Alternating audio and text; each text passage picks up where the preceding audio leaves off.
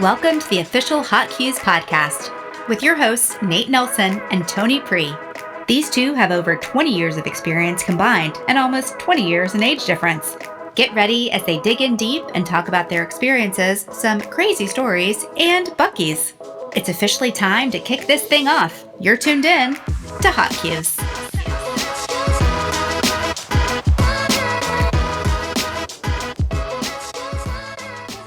I can't believe it's actually episode 1 and we're starting this thing. It's been just in the works, Tony.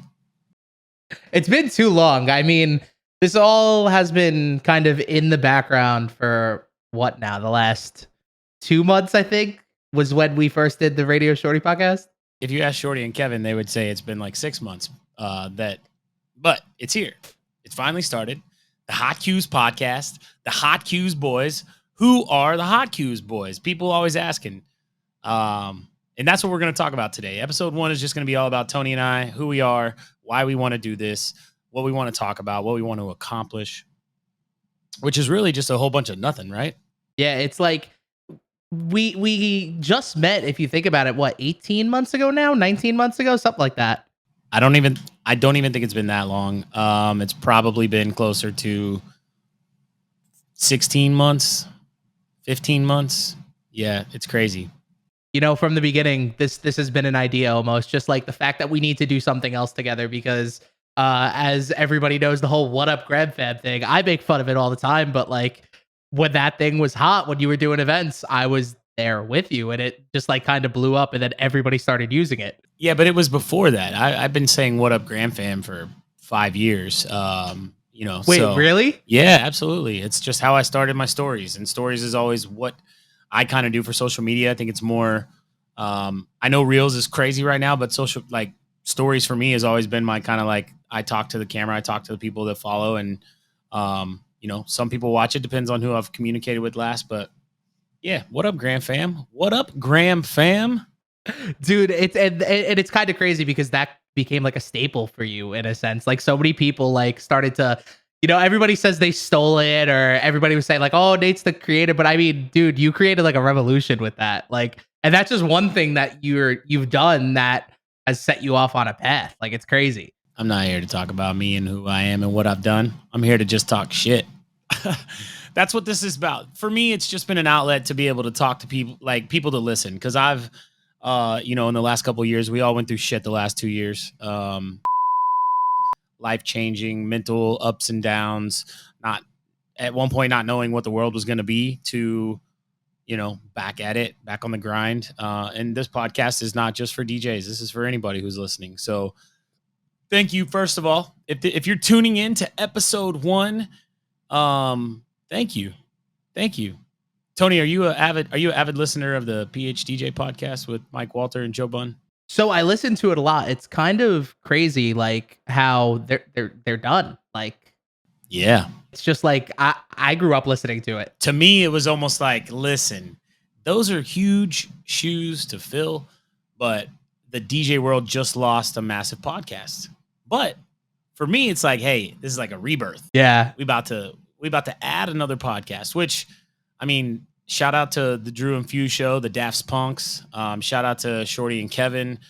Shout out to Joe and Mike for setting the way for people getting out and doing these things. I'm excited. I'm excited to talk to Tony weekly. I mean, I talk to Tony all the damn time anyways, but I'm excited to do it in a on the record, if you will, type platform that people can listen in and join in any day, anytime from any of the platforms. So Tony, let's tell the story of how we met.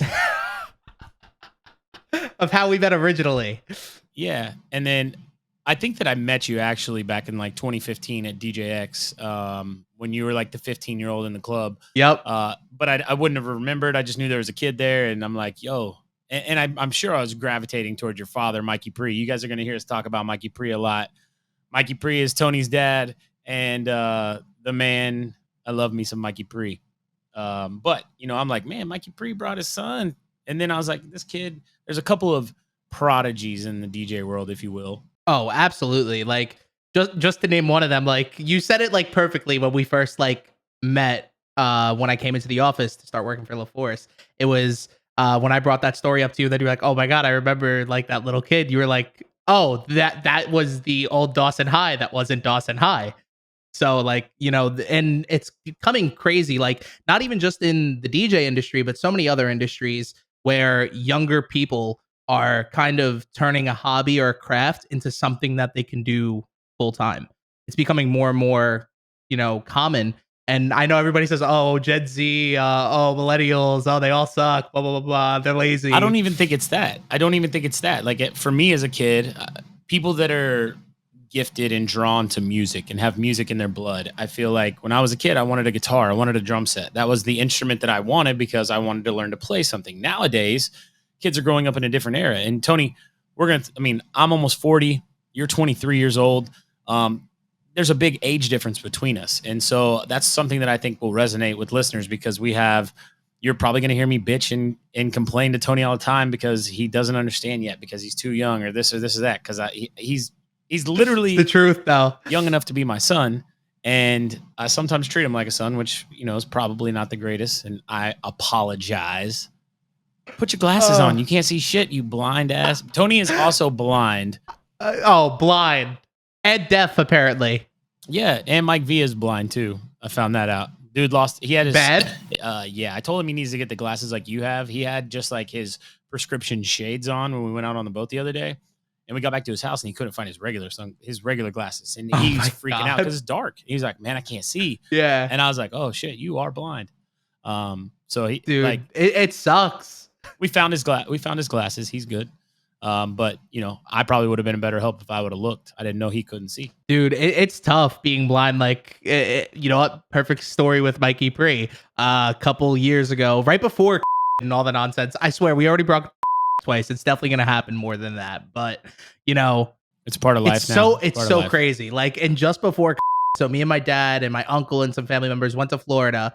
It was like a week or 2 weeks before the whole lockdown. We were at the beach. I was going in the water. I had my old glasses on. My dad was like, oh, just let him go in. My uncle's yelling at my dad like he's going to lose the glasses. And I went in the water. First wave comes. Glasses flew off my head. You lost your glasses. Right off my head. Yeah. So I went the entire trip not seeing. You know what? At all. And I couldn't see. You would have learned the hard way. Even if Mikey Pre would have said, Tony, don't go in the water with your glasses. You would have said, nah, because that's the bullheaded kid you are. You're going to do it your way and you're going to learn. One day you'll listen to me. What do I say? How many times a week do I say one day you'll listen to me? How many times a week? I mean, at least twice, but sometimes it varies. Like there's some weeks that we're up like 8 or 9 times it comes through. Yeah. Listen, man, this is where a place where people can come and listen and have fun and laugh, but also to learn and grow, because there's so much learning and growing that I do from you, because you have a completely different look on technology and the generation that you guys grow up in. I didn't know what a cell phone was until they became popular, and you probably don't even know the game Snake. Oh, that's the thing, like with the guy getting the food or whatever, right? Or the pieces that extend the body. Kind of, yeah. That game now is like whatever that's on the internet is way more advanced than the one we used to play. Okay. You could only go like in certain directions. You couldn't like go across the screen and like D, like you just had to go up, over, down, over, and then get the food, and then it just got longer, and then you didn't want to run into yourself. But Snake was on the original Nokia, like 9140. It was like 4 numbers is what the phone was. The first ones had big antennas on them. They looked like walkie-talkies, bro. That was the first cell phones. You like grew up where your first cell phone was an iPhone, right? Wait, 9140. Wait, I don't know what the number was. That's not relevant. Oh, right I now. thought you were saying like it only took like 4 numbers to call someone. No. I was like, what? It was like right now it's like iPhone 13, iPhone 12, iPhone 10. Some people still have iPhone 5s. Like what? Like this was a Nokia, and the model number was the 9140 or 4140, or I don't know the numbers, but. You was your first phone an iPhone? Actually, no. It was a Motorola, like one of the flip phones. And then my second phone was like I don't remember the names of the phones either. How old were you? How old were you when you got your first phone? I was on the older end. Like nowadays, kids get phones at like 9. I was like 14. I didn't get one until my 10-year-old does not have a phone. Really? My 10-year-old does not have a phone. No, she has an iPad. that has Wi-Fi and she has an iCloud, so she can text me and she can call me, she can FaceTime me, but she does not have a phone. It's crazy though. Like my younger cousin, she's 15, has a better phone than me, and she's had a phone from the age of 10. Like it's insane to me because I didn't get one until I was in high school. When I was in high school, that's when I would walk home from school and my parents would be like, "Okay, here's your phone now," and it was a fucking flip phone. So Flip phones were the shit. they were. Flip phones are so much. It was just like I'm on the phone. Yeah. I'll call you back. Close that bitch. Like that was my thing. Like I loved, closing that phone, and it was cool. The new phones. Have you seen these new Androids that the screens are like gel, and so they're actually like flip phones. There's a screen on the outside. You can flip it up, and it's like an iPhone, so you can use your fingers in the middle. They're crazy. New Wait, phones, like what the ones that flip open into like a mini tablet? Is that what you're talking about? That, but they also have the same size as an iPhone. It's the same. When you open it, it's the same size as an iPhone. But you can close it, and then it's like smaller. It's like half of it, but it's thick. Yeah, I know exactly what you're talking about now. Because when I got my new phone, I was at T-Mobile and I saw it, and I was like, that thing can. I literally picked it up. I was like, that thing's smaller than the palm of my hand. Like It's when crazy. it's closed. Technology, man. Imagine, like, that's what I'm saying. Like, you got a phone when you were what, 13? Yeah, So that was 10 years ago. yeah. The iPhone has been out for 10 years. Like when you first got a phone, the iPhone was already out. When I first got a phone, we couldn't even take pictures.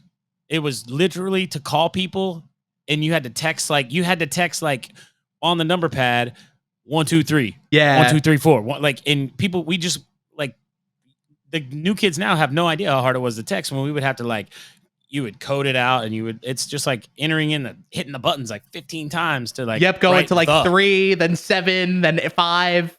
9 buttons to spell the word the. You know what I mean? Like It's crazy. That's the era I grew up in. But I learn from you daily about tech stuff. There's always other things. Like I've learned some streaming aspects from you. I've learned like my stream deck right here in front of me, things like that. You teach me, Tony. You teach me. Yeah, it's like a different world because you and me, like you said, we're what, 17 years? You're 40, I'm 23. So we're I'm 17. not 40 yet. Don't put that on me.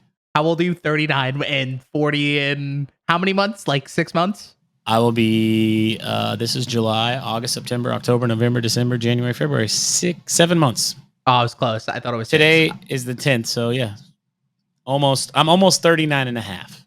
Okay. 39 and 23. We're 16 years apart. Like, and it's crazy because even for someone who's in their 30s, you know just as much as people do in their 20s, even younger sometimes. And I think that's kind of insane to think about. Like, my dad doesn't even know how to share his location. Like, and he's only 10 years older than you. It's like you're in like a weird middle gap where you had the experience of like beepers and transitioning of like into phones and being able wireless and go out and stuff. I never had a pager. My wife had a pager. You never did. I never had a pager ever. I always wanted one. I did too. I thought it was going to be like, oh, I got a beep. I got to go call my boo. Like I wanted a pager, but I never had one. Dude, those things were so cool. My dad had one. I used to play with it, walk around when I was younger and pretend like I was like super important. I'd like have his beeper and be like, oh, gotta go call someone. Do you remember the ones that like you put on, like, I remember the ones that had like our ceremony mics that have a clip on them. You just clip it on your belt and it was one thing. But then they had the ones that they came out of the case so you could like pop them out and like you could pick it up and read it. And then you could like start typing back. Like you were able to type back on pagers. That was cool. That was like right when Nokia in the 4 number whatever came out. Dude, honestly, I don't know half of this stuff. Like it's so crazy to me. Like trying to, I know basics. Like but you do know these. I do you know. Know these. Like this is old. This is older than an iPhone. This shoe. Is it really? Yeah, absolutely. You probably know. I don't even have to search it up. But what year did that shoe come out? Came out the year of Space Jam, so 96. That's 96. Insane. Yeah. 95 or 96. 96 with retro iterations in 2001 and then 2008 they remade them. So if you're not watching the video, we're talking about my Jordan 11 Bred 11s. The almighty holy grail of shoes to me, my favorite. That's why it sits up here on a stack of sneakers and Jordan books. It's so crazy. So like let's talk a little bit about you real quick, Nate. So we have people that either haven't met us before, people that either know me very well or you very well, people that know both of us. We don't know that we have anybody yet. So, this is episode 1. Hopefully you've already listened to like 17 episodes and you're going back to episode 1 just to get to know us. That's the hope. But I think we should really kind of talk about some of our influences and everything. Like let's have people know who we are for the people that don't know either of us or don't know one of us. So like Nate, like how did you get into just in general, like into the profession of hospitality, like events? Like where did you kind of pave that way to get to where you are now? I think it started at a very, very early age. I have always been a very outgoing person. My parents and my grandmother, especially my grandmother, always was pushing my parents to get me in some sort of children's theater, acting. I was always we would go to family events, and I was 5 years old, making everybody belly laugh. Like I was just the funny kid that I loved it. I love to make people laugh. I still love to make people laugh. So I would do this as a family, and I was always acting stuff out and repeating commercials. And I later came to find out is because I have a photographic memory. Like I can memorize things really, really well. If I've been one place one time, I can go directly there. I just have this memory that I just remember things. I can visually see it. It's just there. And so I got into theater really, really early. I was in a college play when I was 9 years old. I was in children's theater starting at 7.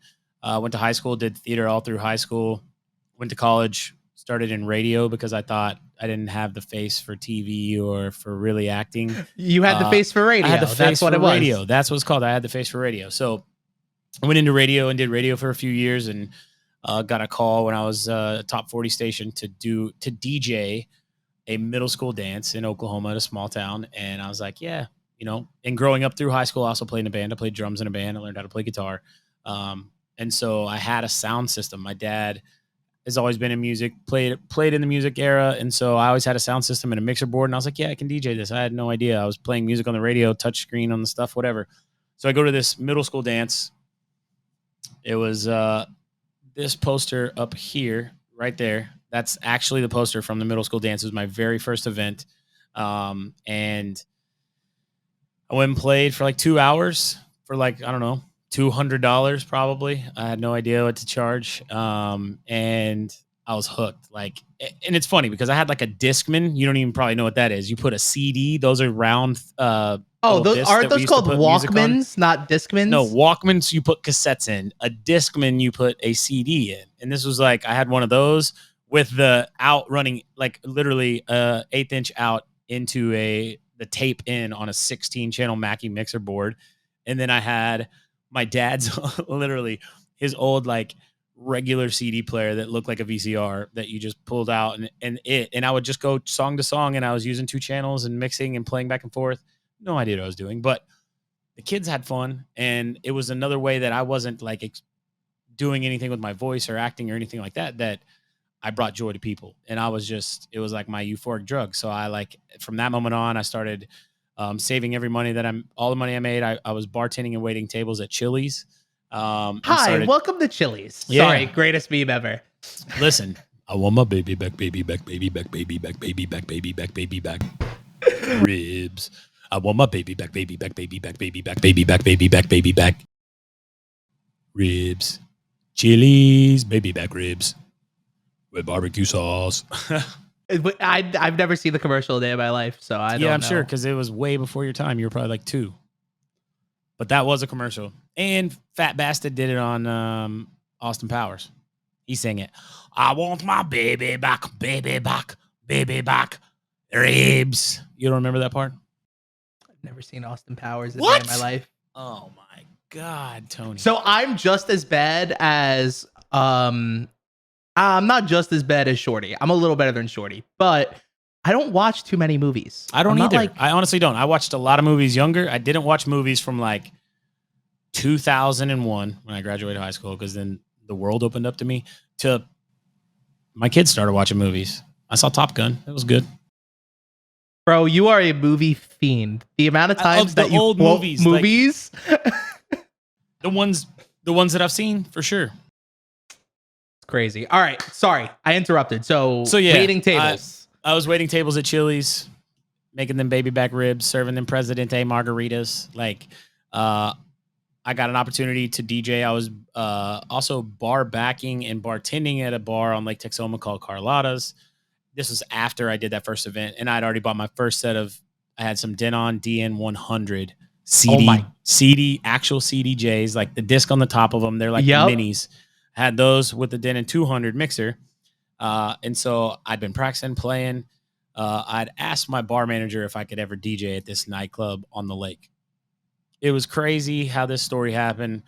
Emerald City was actually supposed to play there, the same Emerald City that plays in Dallas today, for a holiday weekend on a Sunday night. And this storm rolled through Lake Texoma at like 2:00 in the afternoon, and it rained till about 5. And the lake cleared out, but everybody was off. And then about 6:00, like we got a call. She was like, I think we're going to open, because we were on the water. Right? It was a floating dock. And we got the call that, hey, we're going to open. Everybody come in. So we get in and we're setting the bar, and the sun comes out, perfect sunset. The storm rolls out. It's a beautiful night. And the band calls and said, hey, it's pouring in Dallas. We're not coming. So she goes, we open at 8, but people get there at 9. This was at 6:30. She's like, Nate, can you DJ tonight? And I said, yes.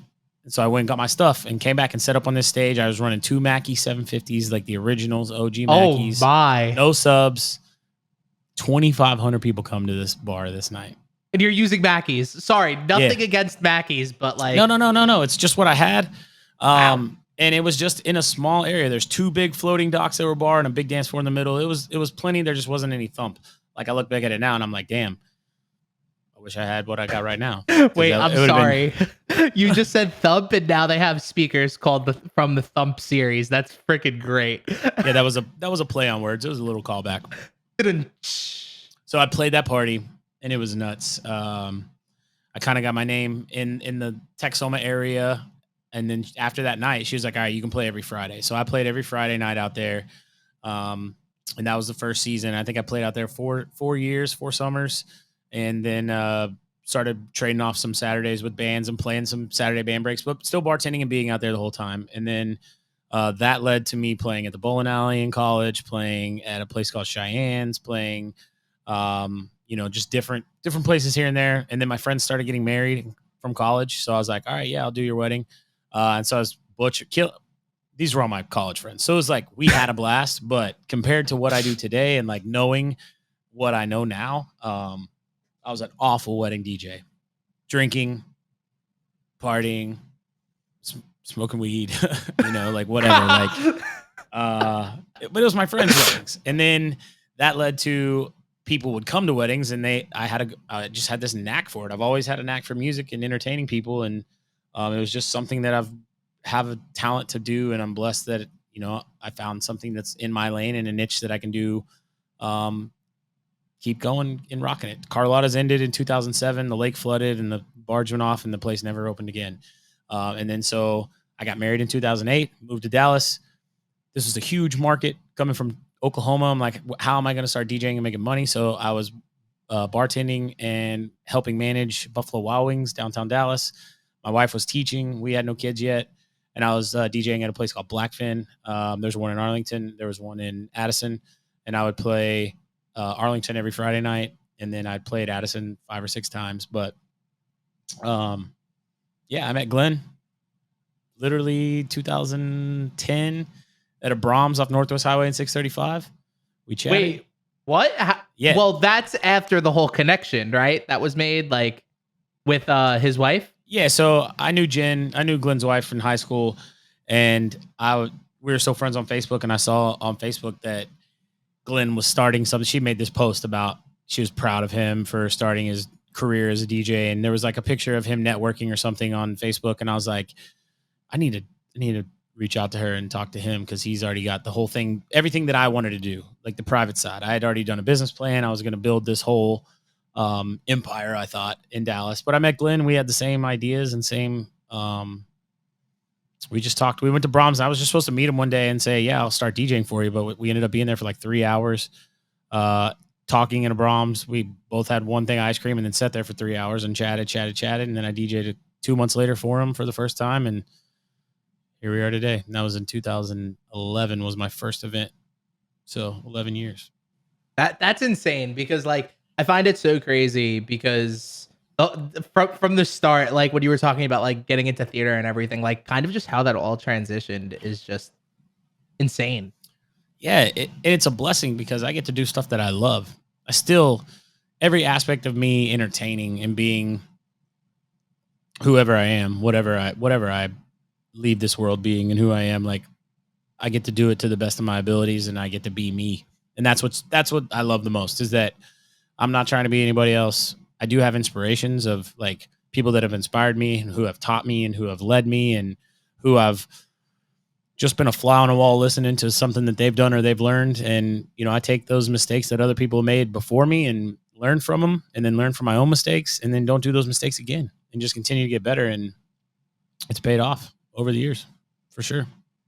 Dude, it's just unbelievable because to see just the take that the force has brought not just you but everybody that works there to like a whole new level like of just It's like a standard. It's a brand. I mean, any brand you have, like the Jordan brand, it's a staple. Like you don't build something in anticipation of it just being like whatever. Like we never set out to be like a big mill of DJs that would just, you know, Glen always says, if you're doing this, you're not doing this to get rich. You know, like you can make great money and have a good life if you do it correctly, but you're not going to be a millionaire doing this or a billionaire. Like it's just not, unless you're Calvin Harris, Tiesto, you're just not going to be in that level of making money that way. And so, but it is rewarding. I make great money and I love what I do. I never work a day in my life and it's holding everybody else to a brand standard. And me and Glen and all the other guys at LaForce, we know what we want to be. It's not that we have to be some way. We want to be some way. And I feel like adding Mike Villa to the team recently, like you guys have been, you hung around and like for me, Glen's mentality is a family mentality. Like it's, you know, we look after each other. We hunt as a pack. That's one of our things. We're a wolf pack. We don't really call ourselves a wolf pack, but we hunt as a pack. Like we all feed off the same, you know, Tony, you go rock a wedding next weekend. You're auditioning for all those people that are in front of you and they're going to go, oh, he's there. And then if you're booked when someone else calls, then you're feeding the other guys below you. And that's how we've kind of just done it. We all know what we want. We want to be great. We want to be the best of what we do. We don't scream from the rooftop we're the best at what we do. We just stay in our lane, put our heads down, grind, hustle, and that's what I love. It's just like the transitioning of the mindset and the thought process, like because it happened with me too. Like when I first started, I was just like you, Nate. I was charging $200 doing little school parties or friends parties, like anything. And I'm not saying that's a bad thing. Everybody has to learn some way, but once you get to a point where you can understand and see your value, know that's your value. Know what the average market price is in your market and be there. And when you charge what you should and be charging, you can then invest back in yourself and invest back in your business. And we've done that a lot. We've invested in ourselves a lot and we continue to grow because of that. And we've continued to learn. Never stop learning. You stop learning, you start getting content and you start doing the same shit over and over and over again, you're just going to die. You have to adapt and you have to continue to keep learning. You have to continue to stay on the trends. Literally, you adapt or you die. Flip phone. There's a new flip phone, Tony, that you can flip it up. I heard that Motorola was going to bring back the flip shark phone or whatever. Actually, they may have. I think it's still like you can buy it now because it was just. Isn't it called the Razor? Because that's Razor. The one That's what it's called. Yeah. The Razor. Yeah, that's the one that I was younger. Like, and hold on. So we got sidetracked. So when I was first starting, like I would charge that $200 and it was great because I was 11, bro. Like I was doing events at 11 years old. Actually, technically it was 12. I tell all my clients too, and anybody that I talk with, I compare it to child labor, but I enjoy doing it. So it's so fun, like, and it's so addicting. It's like, but at that age, it's like you were in a band at 12 or 13. Literally. You get a gig and you go play as a band, and you sometimes get paid to play as you're learning, and sometimes you don't. And sometimes it's $100 and sometimes it's $500, and $500 seems like the biggest thing in the world to a 15-year-old. And that's exactly how I felt. I was just doing, you know, one party every couple weeks at 13, 14. 15 Your parents weren't too. making you pay for food. They weren't making you pay for gas. They weren't making you pay for rent. You had money in your pocket.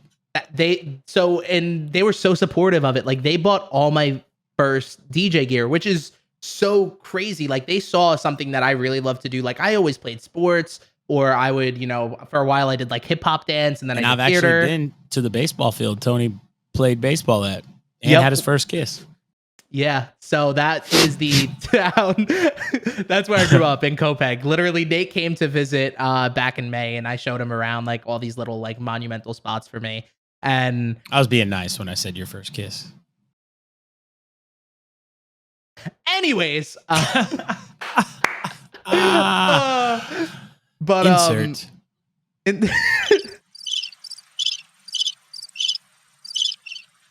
It was more like this though, wasn't it? He was getting it at the baseball park. This guy Nate likes to just add man, little pieces. That's what it's about. You got to have something to make the listeners listen to. They don't give a shit about me. They don't give a shit about either of us. You know, that's the crazy thing is it's episode 1, so it's just them learning a little bit about us and kind of just understanding that we kind of are all over the place as it is. Like, you and me all the time, like, random stuff gets brought up. Me and Nate sometimes when we're not working or we're just BSing, have the attention span of a squirrel, where we'll talk about one thing and then move to the next thing. And I half the time don't hear what Nate's saying, and Nate hears everything I say, and he'll bring it up like 3 hours later. And I'm just like, clicks, and I'm like, about? Did you say that? You said that, right? What? That it just clicks with me again, and I'm like, oh yeah, that happened, dude. And I think that's one of the coolest things is, you know, you noticed from my experiences of getting into DJing and kind of transitioning through everything that I had some knowledge, but not a lot, and things would just click like very quickly when we first started working together. You are the wisest 23-year-old I've ever met. You still make some dumbass 23-year-old decisions, but you're pretty wise, and you're pretty, like, for your age, you do not come off as a 23-year-old. You're business savvy, you're smart, you're professional. You handle clients. I knew from the get-go that you were going to handle clients and you were going to handle your business the way you should. And I'm like, this motherfucker is going to be a rock star. And then I heard him DJ. That was all before I ever heard you DJ. Like, do you remember how the first time I heard you DJ, it was on Twitch? Like, you came and interviewed with me, and Kevin and I were in the studio. And then a week later, you asked me to hop on the Hump Day Raid train because somebody dropped out. Because you had like gone, you were like, yeah, I stream. And you like saw our studio. And so I was like, all right, when are you streaming? And then I followed you on Twitch. And then you're like, oh, I'll set up my stuff and I'll stream tonight. And you like streamed at your house that night. And like Kevin was in town, and we watched it. And I was like, okay, this kid can spin. Like, all right, this kid, I'm going to hire him. Like, let's go. And it was the greatest decision I made in 2021. And yeah, here we are. You know, I fell in love. The ambiguous gay duo. I don't know why I said that.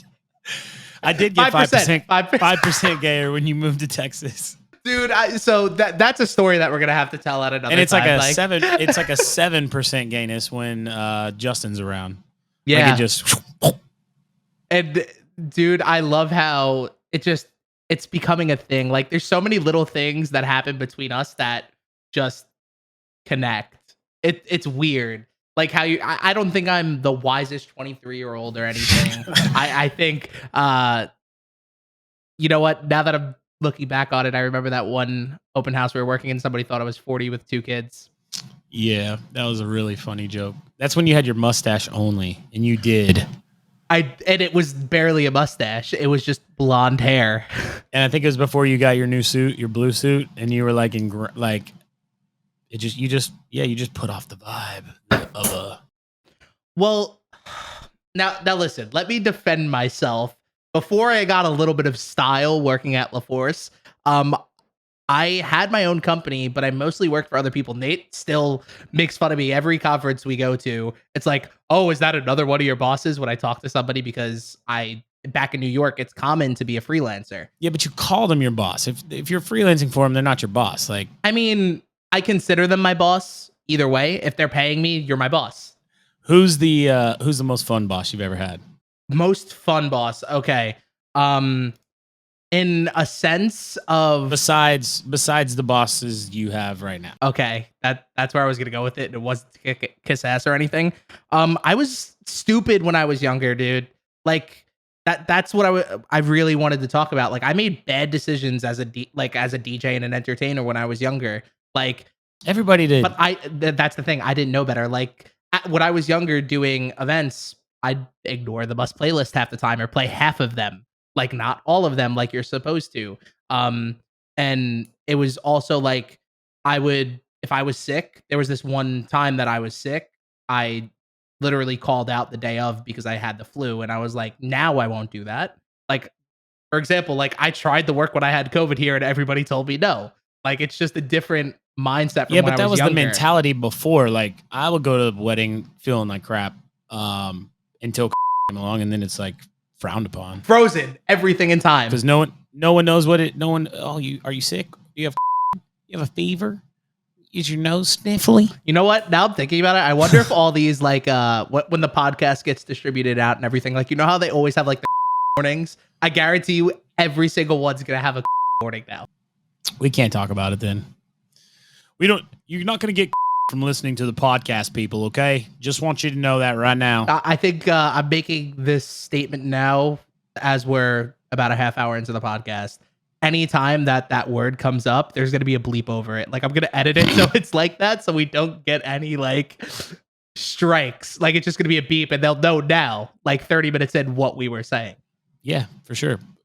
What were they beeping out? Oh, no, because you still bleeped it out the whole time. They'll never know. They'll never know. It's just gonna be a thing.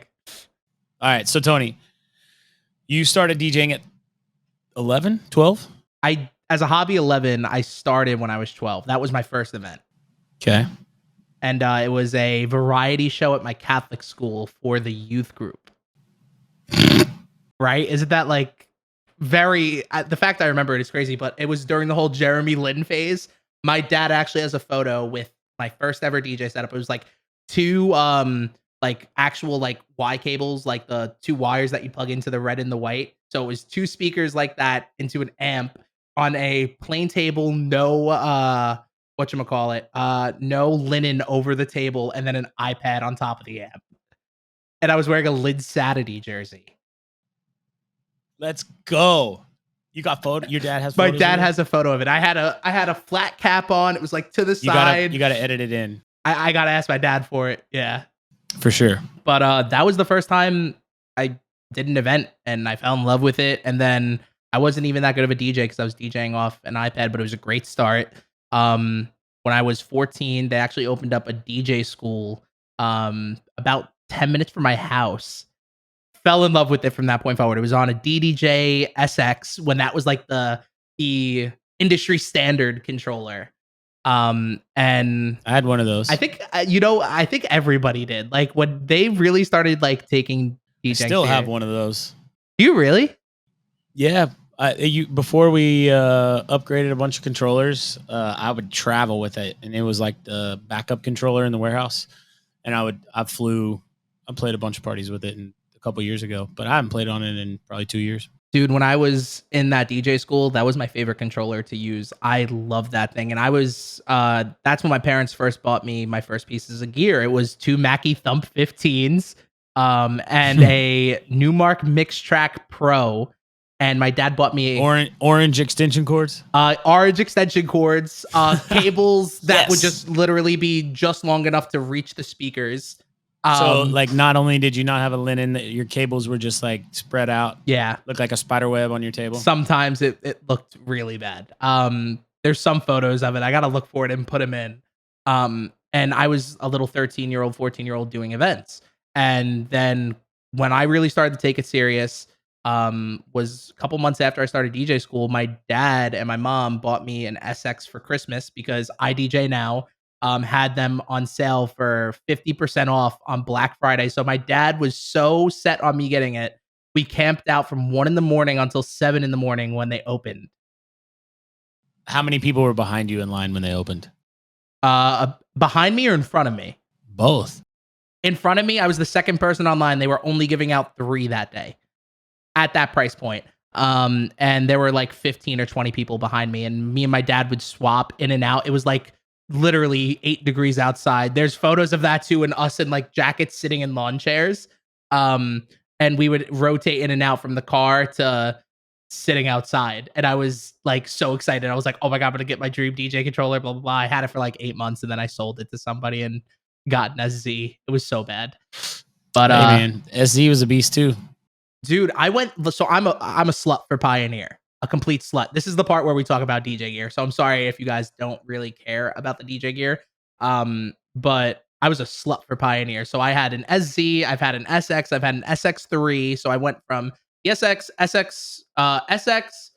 SZ, SX3, SZ2, and then I went to Pioneer turntables with an S9, and then I had CDJs with the S9, and then I just went to a 1000 because I was done carrying all the heavy cases around. Yeah. But you know, I kind of was working for other people. I guess the Funnest Boss, because you asked that before, was one of the companies I worked for. It's called High Voltage Entertainment. They're based out of Long Island. I worked there for my longest period of time.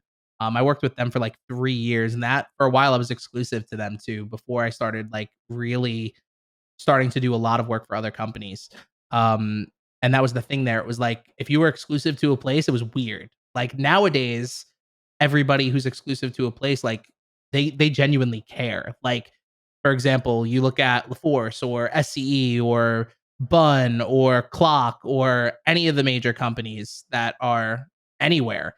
And those are just some like in the United States. It's like those people that work there are exclusive because it's great to work at a place where you're known to be there and where there's such good culture and such good like train. For example, training, that's another big thing. You know, LaForce, we do DJ training, which most companies that I've worked for never have done. It's just, hey, here's a controller, here's speakers, go do an event. It's fun. So it's really the only thing I've known except for being by myself. And I've always been a horrible business person. I was not the scholar in school. I was the class clown, ADD, outgoing, want to make people laugh kid in class. And if it didn't interest me, I didn't give 2 shits. Like exactly how it is. So why I'm saying that is that I enjoy working for a company that handles all my financial stuff. I don't have to worry about the legal. I don't have to worry about my insurance, my 401k, taxes. That was probably the shittiest thing for me is when I started my own company in New York. Doing all that stuff was the worst. And I was dumb and stupid and young. I had no idea what I was doing. I just want to focus on having like doing cool shit and like being able to. I want to have fun. Yeah, I know that sucks. Like, I get to have fun to go to work, but I mean, it is what it is. That's the greatest thing in the world. Call me lucky. Who can call what? Granted, there are some people that the jobs that they have or the careers that they have, they really enjoy, and we are super lucky that we are those people. And we have just such a good base of people around us that feel the same way. You know, I love it. It's the best feeling. Like simple as that. Like you can go from enjoying a wedding and then just go home, and within 24 hours you're talking to, you know, somebody else about their wedding. Like for us in our industry of private events, it's a different world where you can have your cake and eat it too. You get to have fun at the event, and you also get to work with a client from start to finish. It's a great segue, Tony. It's a great segue. Have your cake and eat it too. You like some cake, don't you? You like some cake? Well, I used to do this thing at events. There's so many stories that I'm going to be like going through. I want to know. You love some cake, right? Answer the question. It's a yes or no question. You love some cake. Love it. Cake is Yes. what used to be my old slogan when I started building a personal brand. Like I would play Cake by Flo Rida, and while I was at events, I would eat people's cake on Instagram and post it on Instagram stories. And your computer, your laptop says only came for the cake. I think it's gonna stay like that forever. Everybody brings it up to me now. I was working with an event planner 2 weeks ago, and they were like, "Oh, you're gonna eat dinner?" I don't eat dinner at events. Last thing I want to do is be stuck in the bathroom. Like if I'm DJing, I am not, absolutely not eating the beef. Well, that's a discussion for another time. We talk about your diet. My diet, I don't even know what my diet I can't is. eat the beef. I'll be shitting during the Cuban shuffle. Oh my God, that's another good story. We have too many good stories. All right, so what's the story? I don't even know what you're talking about. The one time we were at an event and I had to go to the bathroom so bad. It was at a hotel. I can't remember what hotel it was. And I was still assisting you full time. So it was a dead set and I had to go to the bathroom. iPad. I gave you the iPad. I was like, dude. And then the iPad turned off and I'm texting you while you're taking a shit because I needed to change the lights because I didn't have your code. You handed me the iPad when it was working on for the tubes. And then I like set it down and I'd hit a button a few times and then I'm DJing and trying to do the lights too. And then I look over and the iPad's off and I'm like, and I'm in a slow song. I think I switched to a slow song and the lights are fucking going crazy. And I'm texting Tony, what's the code to the iPad? And he's in there shitting. And there was no service at this venue either, guys. Yeah. Zero. So like service. He came back and I'm like, we've been strobing out this whole Tennessee whiskey song, bro. Oh, dude, that was probably one of the funniest things that happened at an event to us. Like, I can't believe not as bad as like we've had some funny shit happen, but the one time we went to Abilene and drove 45 minutes further than we were supposed to. We should definitely bring up Bucky's. Bucky's. I'm actually wearing Bucky's right now. Bucky's. For those of you that are not fortunate enough to live in Texas, Florida, Georgia, Tennessee, Mississippi, that have Bucky's. Wherever it is. I'm not too sure. This is still new to me. Yeah. There's only like 6 states now that have Bucky's. Bucky's is started in Texas, and it like literally for the DFW area, every major highway, every major vein that leaves DFW, there's a Bucky's on the outskirts of Dallas. Well, it started. Let me ask you this, Tony. In 3 words, describe Bucky's. Go. 3 words. Clean, delicious, fun. Clean, delicious, fun. Sounds like a strip club slogan. I don't know. My 3 words for Bucky's. I would say clean also. That's a great description. It's the cleanest restrooms, cleanest gas. It's a gas station with, I think the smallest Bucky's only has 60 gas pumps, but most of them have 100 gas pumps at these Bucky's. So it's big like a truck stop, but the beauty, semis aren't allowed. Did you notice that? You say no big trucks. So truckers are dirty. You're just stereotyping. What truckers are on the road listening to podcasts all the time. You're going to have someone wanting to hate us. All right, guys. Thank you for tuning in to the podcast. My name's Tony. That's Nate. See you later. Have you ever seen Candy Cane? What's that movie? I don't remember. See, there I go talking about movies again. It was a scary movie where there's a trucker chasing these people, and he would say Candy Cane on the microphone. Candyman? I don't know. On the radio. So my 3 words: clean, delicious, and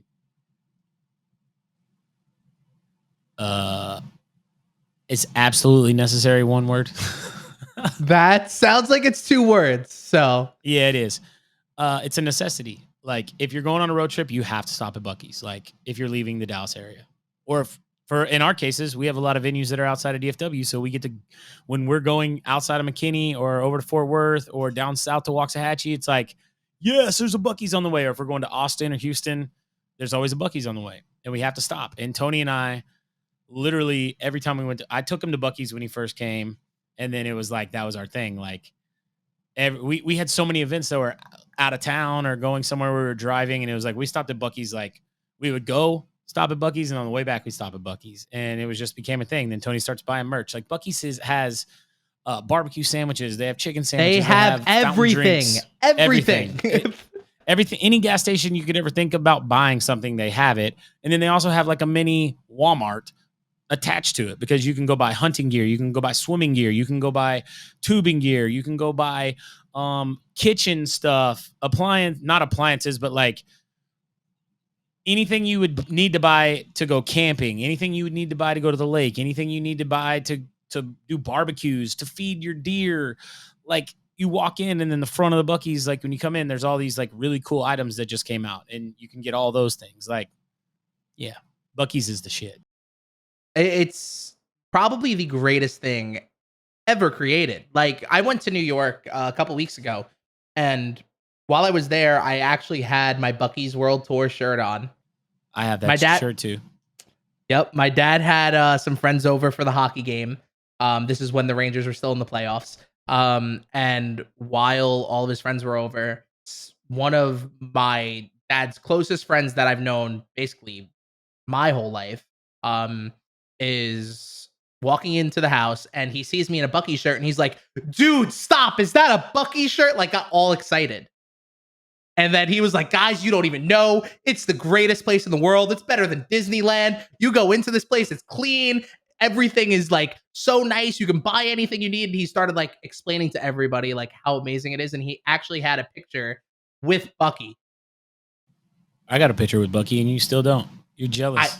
I know. He's always there now. It's like Chuck E. Cheese. You roll in there, Bucky is there.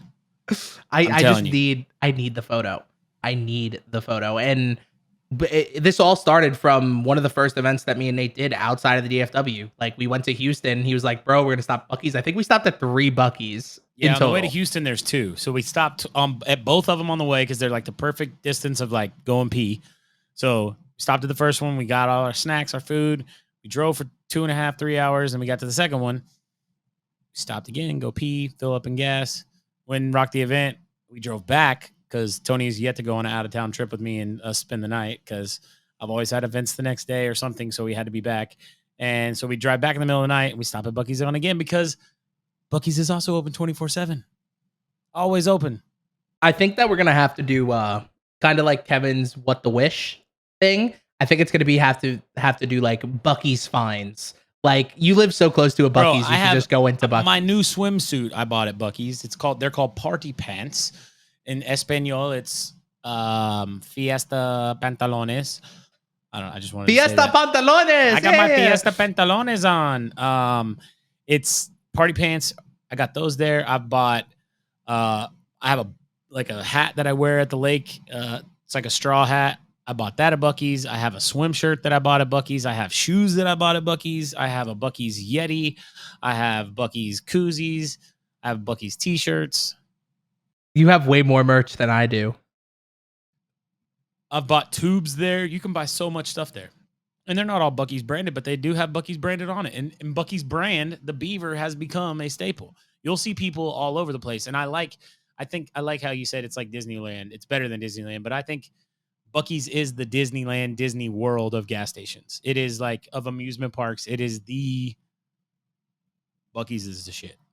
Oh yeah, Bucky's, like, it's a different world compared to everything else. Like, and that's one of my favorite sayings. You guys will hear me say that so much. It's like a different world. It literally is. You walk in and I was blown away. All of this is a different world to you. You came from New York and now you're in Texas. It's just different. It's a whole new world to you. I can show you the world, shining, shimmering, splendid. Tell me, Tony, when did you last let your heart decide? Sorry for serenading you, but that was Disney's Aladdin. I think I got a hard on. Okay, anyways. All right, Tony. So let's start wrapping some stuff up and let everybody know kind of what they can start looking forward to in the Hawk Hughes podcast. Things we want to discuss and talk about. You'll get to know both of us a lot more as this journey progresses. This is just episode 1. We really appreciate you guys being here. We want to kind of just talk about our lives, kind of talk about things we're doing, things that are happening within our industry and our world. but then also bring in some guests and some friends of ours in and out of the industry. I think that we're also going to probably bring in people that are not in the industry and just friends in different areas, because there's some people that are in Tony's life that I think are super interesting and I'd love to chat with. And I know that there's probably some people in my life that Tony wants to kind of chat with and pick their brain and get to know. So we just want to kind of have fun, give you guys something entertaining to listen to every week, kind of follow along on our life journey. We're going to talk about hot topics within the world. We're going to talk about hot topics within technology. We're going to talk about hot topics within Tony's dating life. That scares me. You know, my Swipe left or swipe right? dude, I think that might be your new favorite sound effect. Period. I like it. It's real groovy. You know what I mean? That shit groovy. We might talk about video games, because you don't play video games. I think I'm gonna go play. I'm gonna get on and play COD with Via after this. You play COD. That's it. I play Madden. That's 2 games. I play golf, PGA Tour.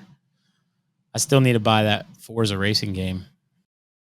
I could probably name 20 games right now that you've never played or never even thought about playing in your life. So I don't know if video games is a good topic, just like Absolutely. movies. Okay, yeah. So we're pretty much just going to talk about some bullshit, some funny shit that happens in our lives.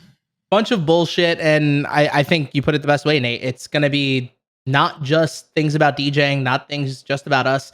It's going to be discussions with other people about, you know, their whys. I think that's another crazy cool thing to talk about with certain people. Like you'll see in future episodes, even though this first episode really didn't have anything to do with professionalism or our lifestyles or any type of vibe that we give off. It's mostly was just to introduce ourselves. And also the cool thing is going to be once we start bringing in different guests and talking about all those little things in their whys, I think I forget the terminology that at the collective they use. Level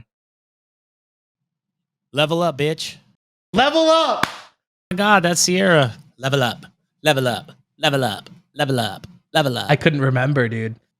Listen, I have a lot of friends. I have a lot of friends in our industry, and you know that I know pretty well. And we've all heard their stories. I don't want to bring people on and hear their story about like how they started DJing, because I mean I want to hear Everybody but knows I want to tell the funnies. I want to tell the stupid shit that Tony and I do in our lives. I want to tell the stupid shit that I've done with people within the industry. Because all those things are memories for me. Those are things that I have fun. I like to have fun. My motto is work hard, party harder. And if I can do those things, which work is partying for me, I get to party hard and have fun at events. I get to party hard and have fun with my friends. And we have a fun time doing it. And I want to share those crazy, funny, exciting stories with you. Oh, I thought you were going somewhere else from there because you that my bad. I didn't know where you're going with it. I thought you had a secondary pathway. Yeah. Sometimes a lot of times I talk in different voices, so be ready for that. This morning my kids were really upset with me because have you ever shopped from Shein? This is a great Never story. even heard of it. So Shein is like Instagram marketing, and it's a clothing store, and it's dirt cheap shit, but it's okay. It's like, you know, you wear it 2 times as an outfit for something that you're going to, like it works for you. Like for what I bought so far, I bought so they call them co-ords, COODS or RD, something like that. So like they coordinate basically is what the word is. So your top coordinates with your pants, like they have the same whatever. So I got this flowered print like shorts, swim shorts with a tank top that's got the same flower print on the sleeve, like tank top part and on the pocket. And that's for Mexico. And then I got these button up, like 2-piece. The shorts match the top. I got the floral cyan and fuchsia, like colorway with the palm trees and stuff that I'm taking to Mexico too. It's button up. And then I got this orange one that I've told Jen I feel like I was like a cartel drug lord or something like that with this one, because it's like the collar is orange, but the shirt is like white on one side, orange on the other with like print. And then the shorts are orange. And then I was wearing it open with like a black tank top up underneath it. And then I got this gold chain from one of my costumes that I bought some from before. And I started like walking around talking Russian with my accents, and I wouldn't stop talking. I was like, "Are you guys ready to go to the lake? I'm ready to get ready. I don't know if I'm going to wear this drug lord outfit today, but I put it on and posed and walked around the house and told the kids, get ready. Get ready to go to the pool. We're going to the water. It's going to be hot. You must cover up. You must put your swimsuit on and cover up." I don't know. I just like talking in different accents. So randomly it happens. And sometimes my camera goes crazy. It's like a party in here, but there's no party. No party at all. I've been on the lake all day today. So I was going to say you looked a little red, just a little bit. I think it's a little bit of my light, but I did not put sunscreen on today. It's definitely lighting because like, I don't know. Dude, I don't know what's going on with your background. I'm like tripping out right now. Bro. Like if I turn the camera off, it's definitely a color sensor from something. It's like not a focus thing. It's weird. But it's tripping me out. Dude, no, it was freaking me out for a second. I was like, what's going on? Then I zoned out looking at it while you were doing your Russian accent. I was like, you have any accents, Tony? No, apparently my Southern accent's getting pretty well. Let me hear you talk like a Texan. It's hold on, I gotta like get in the zone for it. Okay, howdy y'all. I would like to welcome you all to Grace and Johnny's wedding reception. Nobody talks like that here. I don't sound like that. Please tell me I don't sound like that. Some things you say, you sound super Southern. Yeah, and that's when you say something Southern, you talk like it's Southern. When you talk like you're from the South, it just comes out like another sentence, you know? Yeah, you want to go down yonder and get in the pickup truck and mow the yard with me? That's an Oklahoma accent. You do whenever you go to Oklahoma, just like when I go to New York. When I go to New York, my accent comes out. Okay, yep. I adapt to my atmosphere. It's for sure. Like when you were in New York and I'd FaceTime you was like, yous was talking like a New Yorker all the time. Like, Dad, get off your ass. Dude, I don't know. So like you'll notice this. Like if anybody sees us in Atlantic City, me, Nate, Via, and Justin are all going. Justin the DJ. My dad's also coming. He wants to be referred to as Mikey Pre. He wants to be referred to as Mikey Pre. But if you hear me and him talking together, we gotta change his Instagram to Mikey Pre. We can get it like MICK. No, that's Mickey. MIKEEY Pre. I guarantee you, no one has that name. He wants to make it like mine, the Mikey Pre. No, because we need to have guys. If you're listening, and would you comment in the chat if Tony's name and his brand should be Tony Pre or the Tony Pre? Let me know in the chat. Listen, I Mr. the Nate Nelson experience. You used the two for a while. Yes. Yeah, exactly. Nate Nelson is just my name. My logo is Nate Nelson. It doesn't say the Nate Nelson. You know what's crazy? I honestly, for a while, was thinking about changing my DJ name and everything, my branding. I'm going to tap from this camera and see if it'll stop. No. Still a party over here. But it's not. It's only on the video. Oh. It's like hiccups. You talk about them and then it just disappears at random times. We just got to ignore it. Eventually, Nate will get a good camera and a good setup for recording. Yes. I'm not going to lie. It's not even that bad. Like, the camera normally looks great. I don't know what's going on. I don't know what's happening today. Maybe I do. Maybe I'm just red. Maybe it's because I hit it. Definitely is probably because you hit it. Or your desk might be shaking and then it freaks out. I don't know. Does this happen to you on Zoom calls too? No. It doesn't happen on Zoom. That's why it may be this. Anyways. All right. I have run out of stuff to talk about, Tony. Not really. I could talk up to you for hours. We could just go into circles of nonsense. Yes. Of just finding different things and different stories to talk about. But I think one last thing, because we were just talking about it. I was for a while thinking about changing my name from Tony Pre to just Anthony Prefontaine. For a while, I was thinking that, but I didn't do it, which I'm happy I didn't do it because I hate my full name. It just sounds weird. Sorry if you're watching. It's like a party up in here. Whoop, whoop. I don't know. I shouldn't even have touched it. It's all right. But yeah, I think let's save a lot of the other stuff for a future date. But you were about to say something, so ignore what I just said. I'm hoping that we can get some guests on in Atlantic City. Ooh. This will come out this week. And then next week is, we've got a couple weeks before Atlantic City. So we'll probably be episode 5 by the time we get to those interviews. But I want to line up some stuff in Atlantic City for Tony and I to meet some people face to face. So if there's anybody that you are listening and you're going to be in AC, and you want to jump on the Hot Cues podcast, hit us up in the DMs. Tony, where can we find you on the social medias? We were just talking about the Tony Pre. Is that the Instagram? Simple as that. The Tony Pre. Capital T, capital T, capital P. If you're looking on places that have capitalization requirements, but it's the Tony Pre. And then you can also find us on Instagram, Twitter, YouTube. I'm just going to make all the accounts later at the Hot Cues Podcast. Or are we just going to do Hot Cues Podcast? Hot Cues Podcast is what it is on Instagram. It's already there. We already have 54 followers. Yeah, Hot Cues Podcast on Instagram. I should have made it the just to piss you off. Oh, guess how many Tinder matches I got during this whole thing? 4. Oh, wait, where'd it go? 4. Look at that. Oh, my date. What is going on over there? I don't know. Damn, messed everything up. We got to start from the beginning now. I got a new monitor, and all the cables in the back are not like as wired as they were, and so this will stay at least, but it may party out. I don't know. Yeah, you can find us on Instagram, Hot Cues Podcast. You can find Tony on Instagram at the Tony Pre. You can find me on Instagram at DJ Nate Nelson. Guys, thank you so much for tuning in. I hope you enjoyed episode 1. It's in the books. Shorty and Kevin can't do nothing now. Next thing I got to check off my list for those guys is the What Up Graham Fam shirt. We're bringing it to AC. It's coming. It's happening. The podcast is here, people. Spread the love. Share the love. If you're listening for the first time, please hit the like button, subscribe button, whatever it is on whatever platform you're listening.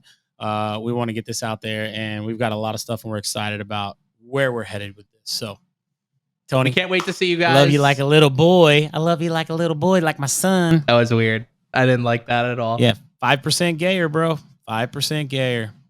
Anyways, well, guys, thank you for tuning in to the first episode of Hot Cues. As Nate Nelson said before, find us on Instagram at Hot Cues Podcast.